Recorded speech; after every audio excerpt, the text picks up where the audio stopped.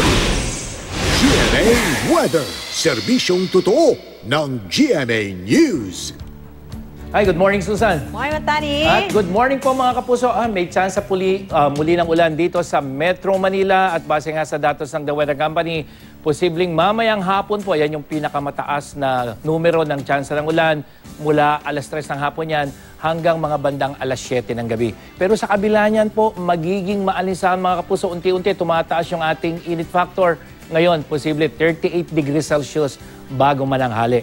At sa ibang bahagi ng Luzon, asahan na yung mas maaliwalas sa panahon sa umaga, pero pagdating sa hapon, nakita yung biglang magkakaroon ng green at blue, yellow. Ibig sabihin po niyan, mga pag-ulan yan, sanhi ng local thunderstorm. Pero meron pong reeds na nakakapekto ngayon dyan sa may Southern Luzon. At silipin naman po natin yung iba pang pag-ulan dito sa may Southern Luzon, mas mahina po dyan sa may Southern Luzon. At yung accumulated naman dyan sa Region 4A o Calabarzon, may mga mahinang pag-ulan tulad sa Lucena, dyan sa may Santa Cruz.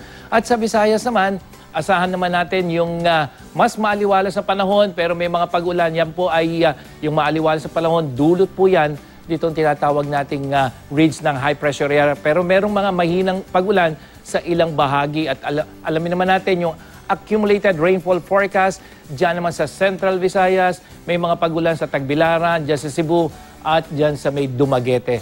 Sa Mindanao, umaga pa lamang po may pag-ulan na dyan sa may Zamboanga Peninsula, pero pagdating ng hapon kasama na ang ARMM at ilang bahagi ng Sorsogon.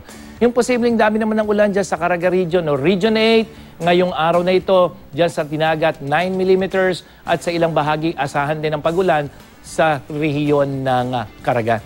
Mga kapuso, patuloy po nating binabantayan yung posibleng sirkulasyon dito sa may silangan ng bansa, dyan sa may Visayas at Mindanao.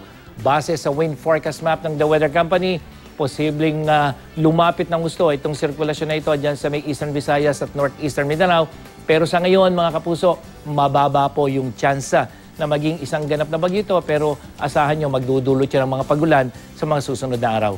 Yan ang latest mula sa GMA Weather. Ako po si Nathaniel Cruz, magplano para sigurado. I am ready. Serbisyong totoo ng GMA News.